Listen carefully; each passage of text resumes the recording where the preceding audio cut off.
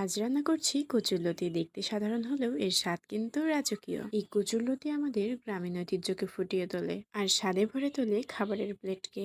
So hello everyone, আসসালামু আলাইকুম, welcome to my page ম্যাশকন vibes and welcome to my new video. তাহলে চলুন এবার রেসিপিতে যাওয়া যাক। আমি কচুরলতিগুলোকে ভালো করে কেটে ধুয়ে নিয়েছি, সাথে দিয়েছি একটি আলু।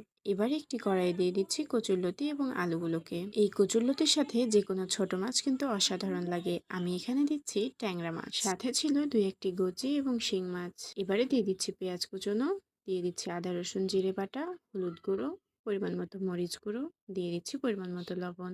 এবারে দিয়ে দিচ্ছি বেশ খানিকটা তেল। এই রান্নাটি যেহেতু আমি হাতে মাখিয়ে করছি, তাই পরিমাণ মতো সবকিছুই একবারে দিয়ে দিয়েছি। দেখুন এখানে আমি সকল মশলাগুলো দিয়ে নিয়েছি। এবারে পালা হাত দিয়ে ভালো করে মাখানোর। হাতের সাহায্যে ভালো করে মশলাগুলোকে মাখিয়ে নিচ্ছি আগে, আর তারপরে এই মশলাগুলোর সাথে ভালো করে পুরো তরকারি এবং মাছগুলোকে মাখিয়ে নিচ্ছি। এবারে দিয়ে দিচ্ছি পরিমাণ মতো পানি, আর পানি দিয়ে ঢাকনা চাপা দিয়ে কিছুক্ষণ দমে রান্না করে নিলেই রেডি হয়ে যাবে আমাদের কচুরলতির তরকারি।